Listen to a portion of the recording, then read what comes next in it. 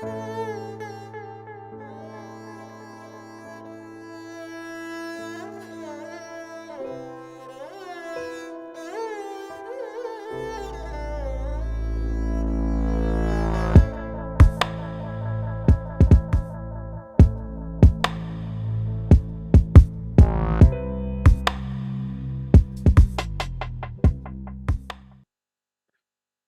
boom, boom.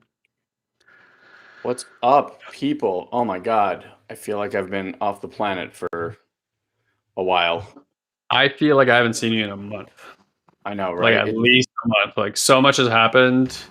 Oh my So God. many crazy up and down things have happened. I feel like it's been a really, really long time since I've seen you.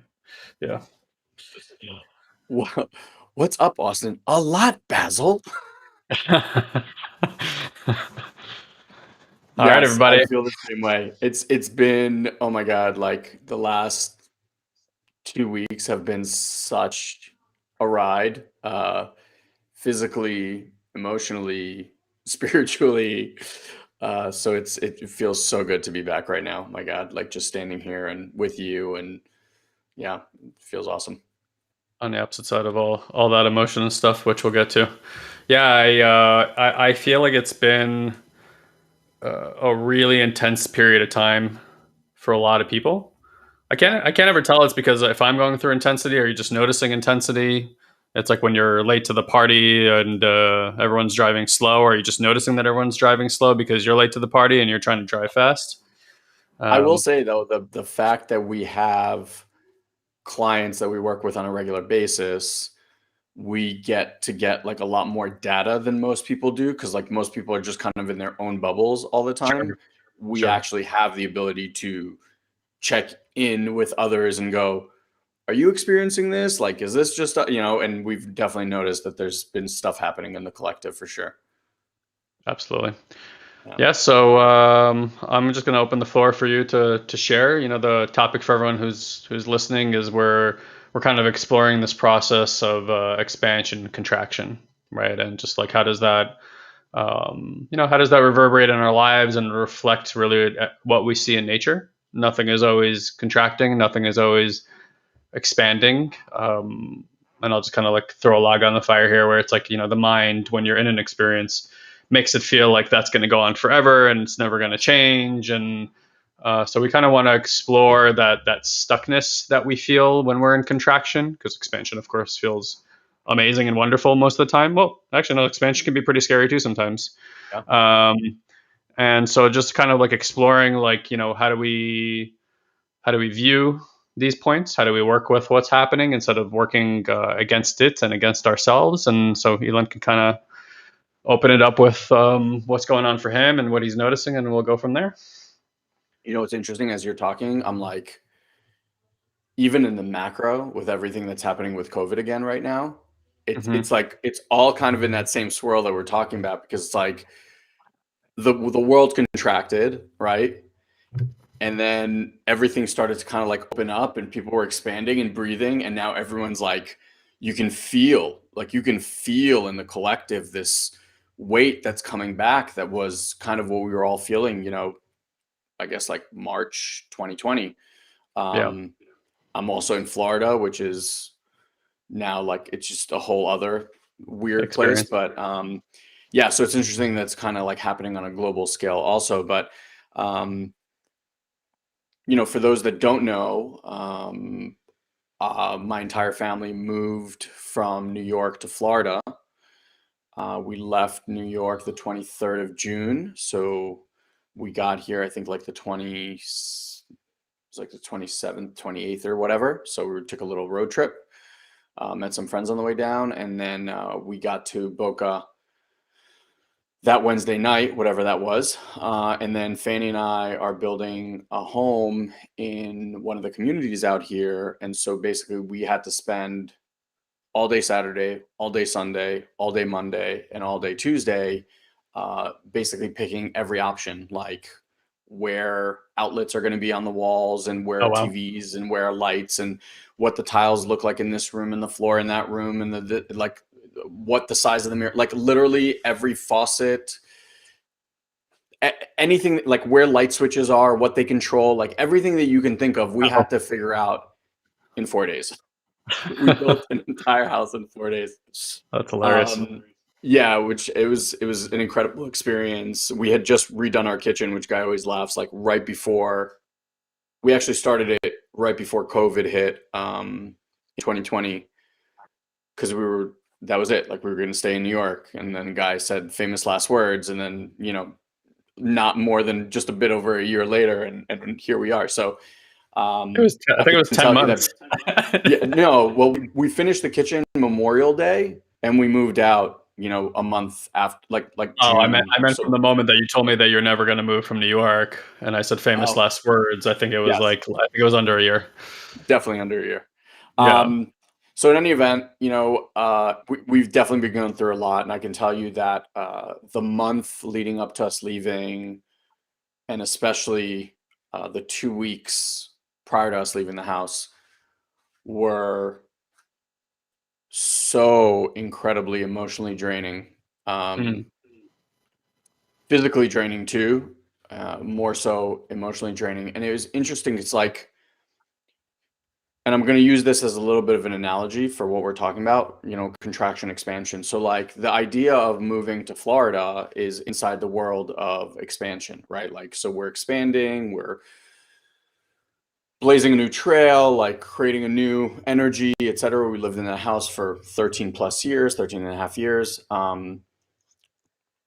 So transitioning from that to this kind of new land, quote unquote, uh, you would think, like, right in the minds of the way the mind works, it's like, oh, this is so exciting.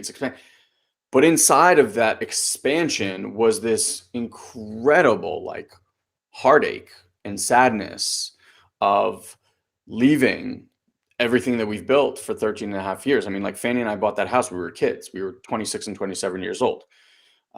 We raised two children in that house. We made friends. Like, I built this business. Story Prime was built while I was living in it. Like, all of this stuff. And so I keep Cryon even spoke about this yesterday. I was listening. He was talking about, like, what's happening on the planet, and anyone that's kind of in the light work space. We all know that this is the time, like, human consciousness. Everyone's been talking about it, like the elevation that we're about to experience, the most incredible shift in human consciousness that's ever happened on this planet. And so someone asked Cryon, like, well, if that's the case, how is the world looking like what it does? And he kind of chuckles and he's like, what made you think that human evolution or consciousness raising is going to look any other way? And I was like, Right. duh, no shit. Right. So that, right. Cause it works on the macro and it works on the micro. And that's kind of what I Right. want to throw in today. It's like, anytime we make a shift, I don't care what it is. It could be a little shift or it could be a big shift. Inside of that shift is always this feeling of contraction, like this feeling like it should be some other way, and it shouldn't be this painful, and it shouldn't be this overwhelming, or whatever it is. All of that to say, like, it's all part of the process. Mm. And that's the thing that I think we all need reminding is that's the process. There's just no way around it. Transformation rarely, if ever, looks the way you want it to look. We have so many clients. I mean, so many clients, especially now that we're doing a lot more of this waking up work and the energetic work. Um, so many clients who will come to us and say, I spent all day Saturday crying. I don't even know why. Like, I don't know what was coming out of me. But then that Sunday is absolutely blissful. Like, they've never felt anything like that. Whereas usually where most people lie is if they start to feel sad, they go to all of these protocols or to their journal or their, this process or whatever it is to try to make the sad stop. And I'll just say this last thing, that movie Inside Out, uh, if you haven't seen it, great little cartoon, but at the end, and that's kind of where I've been through this process, like, at the end of the movie, instead of just having joy or sad or anger or whatever as like the standalone emotion, um, there's a scene where these kind of like marbles, and she experiences extreme sad and experience love and joy. And it's like, instead of one element, it's like two kind of swirling intermixed with each other. And that really was what this whole process for me felt like. And it's only because of the work that we've been able to do, which allows me to experience that which is here right now without having to run to some other experience or numb this one or make this go away, is just this constant reminder of like, that's the process, my friends. The expansion is not always expanding, the contraction is not always contracting. It is the way of the world. I mean, you watch any nature show, that's how everything works, right? This breath, the inhale, and then there's the exhale. And that's just kind of how life works. So, yeah, it's just been interesting to be in this swirl and have that be present as I was going through it. Yeah, so if I could kind of, break it down into maybe a simple distinction here for everybody, I think it's like human race has been highly reactive for a very, very long time, and the practices that we work here with, that we've been taught for many years now. It's like, what's the process to go from being reactive to being responsive, Hmm. basically, right? And responsive is more like Elon's pointing to. It's like something is occurring, that's bringing up a certain experience, and it's like, how does it become less like, how do we stop deriving pleasure, or like what we think is pleasure, because we feel good, and there's no pleasure if we feel bad, versus like the pleasure is in the experiencing itself, right? So like, That's it. and for those of you guys who are listening, maybe the last few months have been really tenuous for you, highly intense. Like, I imagine they probably have been to some degree. That doesn't mean they have been for everybody, but for a large population of people that we see, are friends, a lot of colleagues, clients, and students that we have. Like Elon said, we're working with a lot of people, so we hear a lot of stories about what people are dealing with, and it's like the level of intensity of stuff that's been going on. And I'm not even talking about global events, although I'm sure that's responding to that as well. Seems to be in that vein as well. And yeah, I mean, I think you've had an emotional run, but has it been?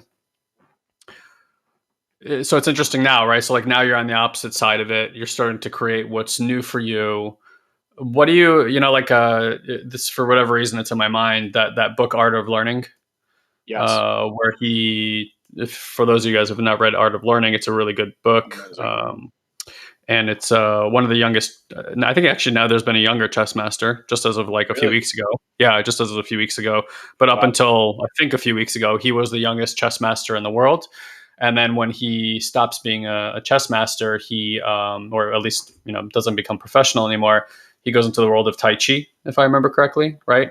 And his goal is to basically like master Tai Chi and become the number one Tai Chi Like he master. becomes, yeah, he wins. He's the first non-Asian to win two disciplines at like the world championships. Right. And what's interesting about the book is how he uses the discipline of chess and what he learned there to become a grandmaster, to basically become a master of Tai Chi, and how the lessons placate. And I think that's a really important thing, because oftentimes when we're doing something new, we think we're like, we're starting from scratch, and we are like, we're fumbling, we're kind of shitty at it.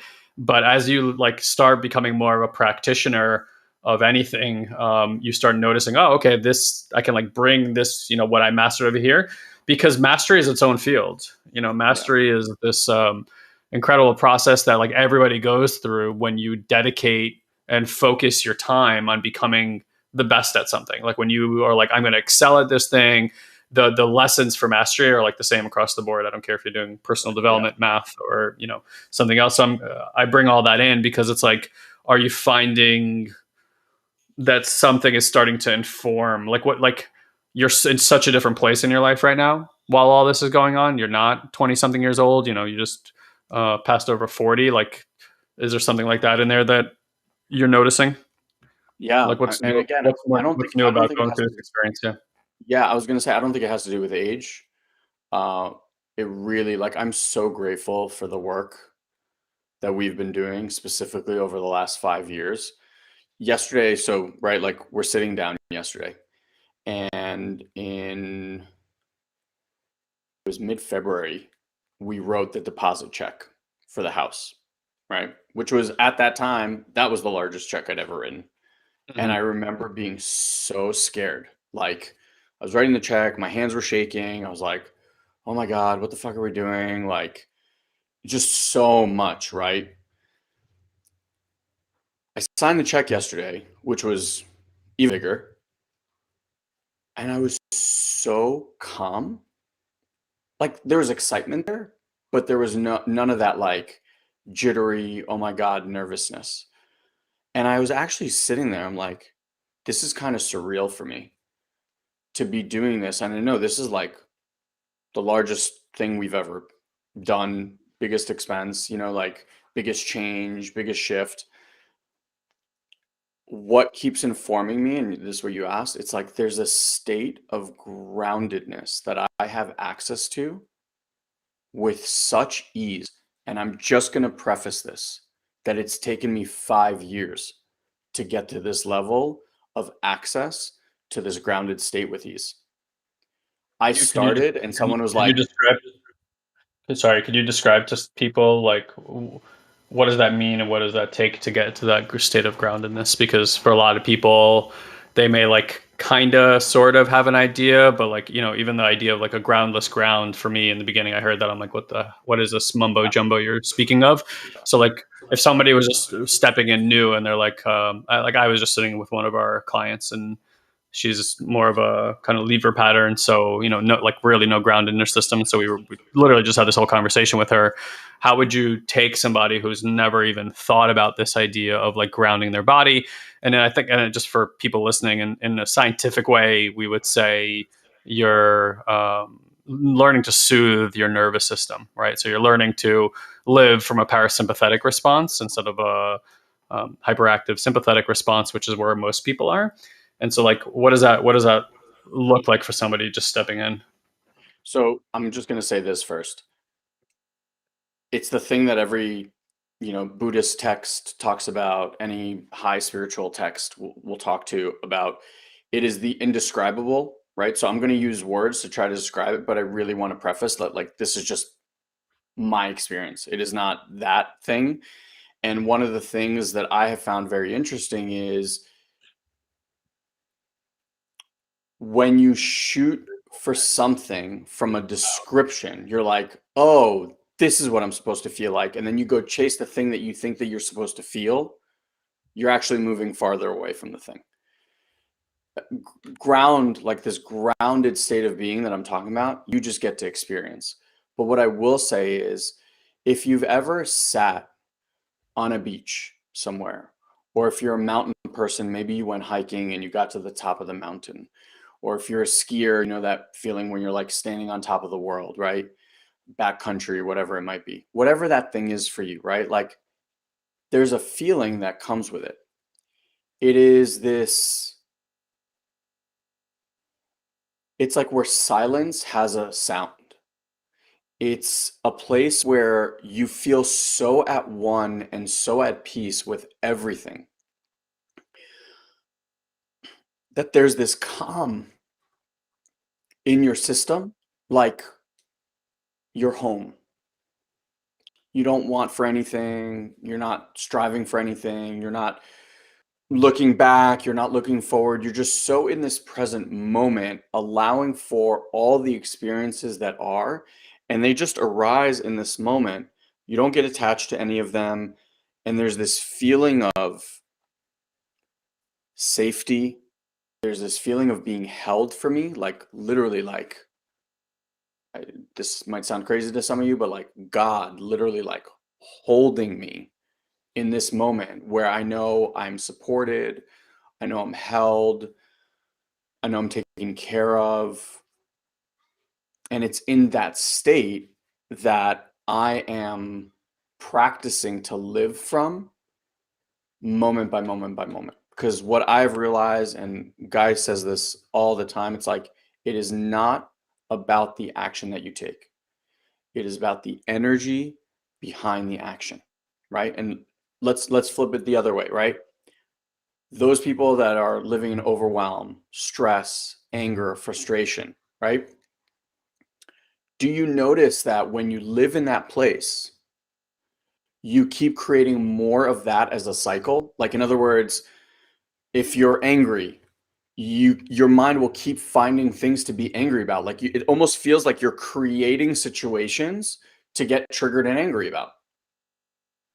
Whereas this place is like, and this is why it's become so important to me, I've realized that when I operate from that place, when I operate from a place of lack, when I operate from a place of fear, when I operate from a place of anxiety, the world that I am now, like the seeds that I'm planting and the world that I'm going to be walking into, are going to provide more of that life experience for me, more anxiety, more stress. And it constantly feels like I'm putting out fires and running around like a chicken with my head cut off. And it was exhausting. I did that for a long, long time as an overachiever and a doer. From here, there's a place of like peace and ease, support, stability. And now, as I go through this process, those are the seeds that I plant. And the reality that I keep getting to walk into resources more of that inside. And so, first, to your question, Guy, like, first, it's having the experience for yourself, not how I describe it, not how Guy describes it, but for yourself. And like, we have our intuitive mind event coming up. Like, you want to experience ground, you want to experience well-being like you've never experienced it before, come. Just like be in that energy. That's what people tell us all the time. It's like, we had a woman last time who said she'd never met us. She got recommended by a friend to come. She said at the end that she had never felt more support or more love from anyone in her life, including parents, boyfriends, etc., from two strangers on a computer screen. So it's not us offering that, right? Like, there's an energy that provides that experience. And when you have it's like an anchor, right? Like, you have this benchmark, quote unquote, that says, oh, this is what that feels like. Then your system intuitively knows how to bring yourself back to it. What most people do is they chase some fictitious explanation of what they're supposed to feel like. And then they get upset that they can't get to that feeling, but like, there's no anchor point. There's no, this is a felt sense of that. So the invitation always is like, come get that experience for yourself. So that when you sit by yourself and meditate, or you're doing whatever you're doing, like, there's a felt sense that your body knows to get back to. And that's been honestly like the biggest saving grace through this, because I have cried more tears in the last month than I have in a long, long time, like a long, long time. And Guy knows, like, we moved from Israel, incredible amounts of pain. Like, we've moved houses. I remember the grief of that. Like, it brought up all of that stuff, but I witnessed it with beauty and admiration and love, instead of like something to try to avoid or get around or stop in any way, shape, or form. I was really just allowing it all to be there. Yeah, it's funny. We've gone through the same but different again. Right, like in the energy. Like, I've probably gone through the most intense emotional 2 months of my entire life. Right, and it's not to say I haven't had other moments of intensity in my life. It's like I've never been able to, in your words, like, be grounded to experience that level of intensity. Like, usually when intensity begins, right, like, there's a threshold of intensity. And it's ironic that you bring up like moving, because a lot of that stuff was coming through my system too. And also, I'm not a person that has um, found it easy to cry. Like, even when this experience started for me, I said it's so. What was so interesting about my experience in the beginning was, I'm like, I could feel the depth of sadness and pain that I'm like holding in my system, and I'm like, and it feels like everything wants to come out. Like, this waterfall wants to come out, and I'm like, it's sad to me that it comes out with like one tear at a time. Like, and like the tears come so seldomly, I'm like, it's going to take lifetimes to get this moving through my system. That was like, it felt like desperation. I'm like, that, because it just started expressing itself. And like kind of what Elon's sharing, I know sometimes that sounds esoteric, or like science fiction, the things that we talk about here, because people are not used to talking about energy in these terms. We think of energy as like the electricity running through your wall. We don't think about like, no, the whole, everything is made up of energy. Your energy, even these things we identify as emotions and thoughts, are just energy based things that our mind is trying to interpret. And but really think about the way that you were when you were a child. Like the only thing you can do, like you don't have language yet, right? Then you start exploring the world through your physical body, and it takes quite a long time for the brain to develop and posture to be able to think logically. That's about a 7 or 8 year long process, right? So we have this huge expanse of your entire development that has nothing to do with you understanding anything. And then notice how like really from that age on is where the conditioning, the strong conditioning starts, and like we start kind of degrading, and becoming more like sad and withheld and reserved and the way that we are, where children have none of that. But what is it that you're picking up in your surroundings is you're really just templating energy from your parents, Yep. from the surrounding environment, from the way that the world is. And so in a way, we're not just mirror neuroning, through the mind, we're literally mirror energying our entire world. Now, just to throw this question out there for you guys, like, do you think that that's something that stops just because you became an adult? What do you just suddenly just like lose that ability? No, like that is the core of what a human being is. That is the core of how a human being receives and gets information. It's through the sensation, it's through the energy and frequencies and vibrations of the body that we are informed about our world. When you walk into a room and you're uncomfortable, the first thing you feel is that sensation of discomfort. It's not the thought of, I don't want to be here. The thought comes, I don't want to be here because there's discomfort in the body. So there's an energetic exchange that's always happening. And so what we want to start being mindful of is like, what environments are we going to put ourselves in that allow for our bodies, our energetic bodies, our emotional bodies to template something that they've never been able to template before, right? I'm sure, by the way, this is why people like go to church, or historically have gone to church, or have been part of religions, because it's like, hey, life is so fucking chaotic, but once a week for a few hours, I get to go to this place, go into reprieve, let everything go, and sit in a different kind of energy and like template my spirit, template my faith, right? And I'm sure that's probably has been the intention of churches for a long time. Whether you get that or not while you're there, that's a different story. So, it's not that strange to think that given a certain container, a certain intention, with people who have been in a practice for a long time and have grounded a specific energy in their body, like a yogi or some master teacher, that you would go into that environment, and that's actually how we learn, right? Like the philosophies are interesting, and of course we talk about things that have reshaped the way that we think about our minds and about perceptions of life, and this makes it easier to kind of maybe walk into that energetic space open. But the medicine is the transmission of energy. And so we've kind of created this like awareness effect philosophy, so to speak, and it's really rather easy to teach to somebody. The one thing that is a caveat to that is it's not something that you can dictate to them. It's only something that you can begin broadcasting through your system. And then as you do the broadcast, you start pointing things out to their awareness, to their mind, so to speak, a certain level of mind. And the mind's like, oh, I can notice that. Oh, I can notice that. I can notice that. I can notice that. I can notice that. And it's in that noticing that you start actually templating how to go through this awakening awareness process, this awareness effect within yourself. And it's really quite simple. Like I kind of sat here for the last few weeks, and I'm like, what is it that we actually bring people through? And it's 5 steps. It's just really like 5 steps of little pointers in your awareness. And once you have those 5 steps, once you have that direct experience, you can keep coming back to basically your own ceremony and your own healing practice over and over again. And I'll tell you the one. So what's beautiful is once you've directly experienced it, you can't unexperience it. You have this for the rest of your life. Then the question is like, what are you going to do with that discipline once you have that discipline, right? And that's really where developing a daily discipline of having, ceremony meditation with yourself in order to, we call it like energetic hygiene. Like you take a bath every day, you brush your teeth every day.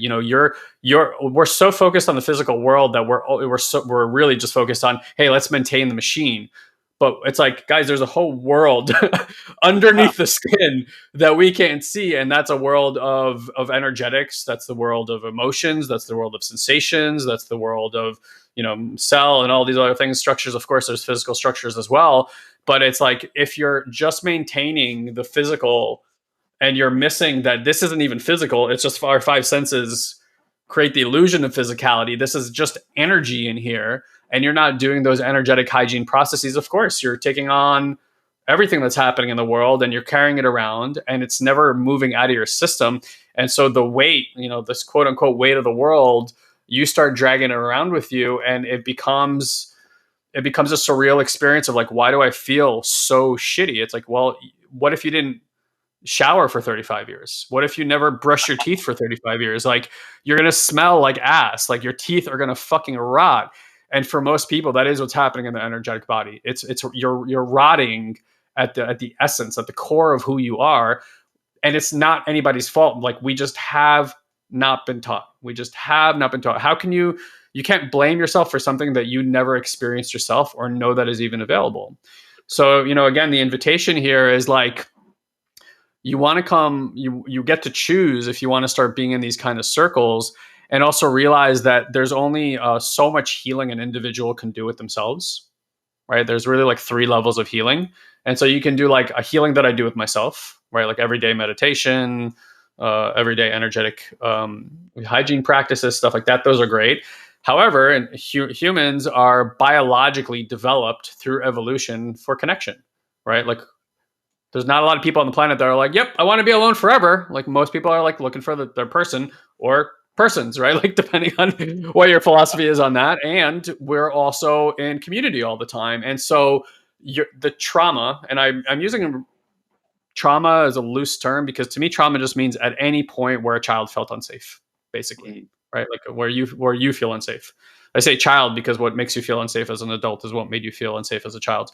So like, there's traumas that happened to you that you self-inflicted because of certain negative thoughts that you had about yourself. There's trauma that happened in relationships, and there's traumas that happen to you in community. And so it's important that when we do work on transformation, healing, resolution, that we actually get new information in our body, because that's how you resolve things, not by thinking about it, not by, oh, I understand. It's like, no, I actually need to have a visceral internal recalibration, new experience, in order to get the data that you missed. And it gets to come at all 3 levels. Yeah, has to come at all 3 levels for things to resolve and transform, and for you to like sustain transformation that's not just feels good when you have the insight, but then goes away when the next problem comes along, and you can't hold that insight all the time. Like, I don't care if you suddenly realize the most incredible thing and you're like, oh my God, I'm free forever. Give it 2 days. Like, you can't hold that thought and constantly be operating from there, right? It's going to fall away. But what never falls away is like what Elon said, if you recondition the energetic, if you recondition the inside, that never changes. You get to carry that with you everywhere and always. And then you become, again, instead of being reactive from this place of fear and trauma that many people are responding from, that we see all over the world, that we see governments doing right now, and all these other things. The caveat to that is you actually can become responsive internally because you cultivated so much ground in your system that you're no longer worried or fearful of the sensations that arise in your body. And that's why we can spend, a month or two, even as 2 pretty burly men, telling you they're like, yep, there's a lot of tears coming. There's an incredible amount of sensation and even overwhelm and anxiety and all these things. But it's like, it all gets held from this ground in such a beautiful way. And that's why it gets to be expressed, and it actually feels safe to come out versus, oh, there it is, and shoving it back down. Yeah, and there's the one thing that I love about this, different than mindset work, personal development.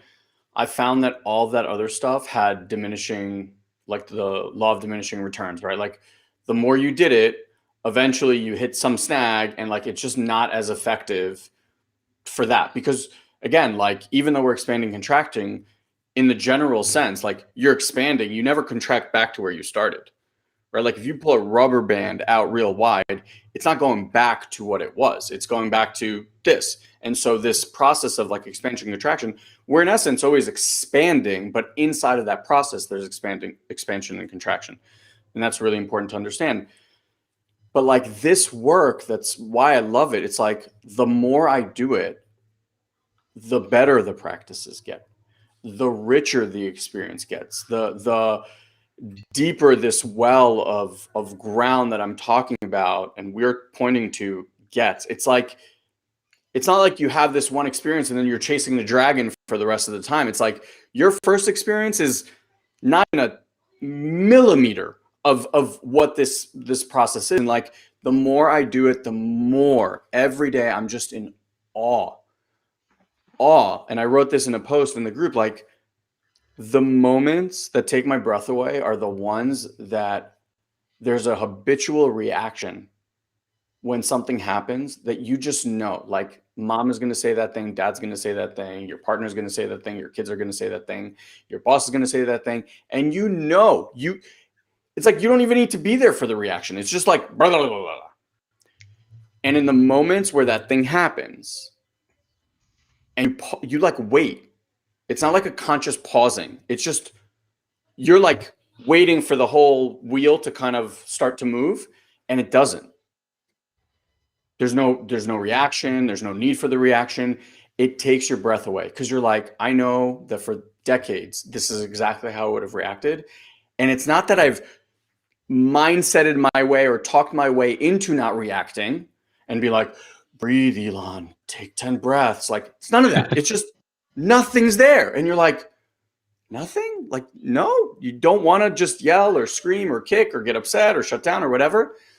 And those moments just are, it's priceless, honestly priceless. It'll save your relationships. It'll make you better at whatever it is that you're doing as a career path. Like it's just, and then, you know, to other people's points, like when you're not carrying around all of that extra baggage and all of that mind space about worrying about this or thinking about that or trying to fix this or blah, blah, blah, like how much more energy you're going to actually have to manifest the things that you want in your life.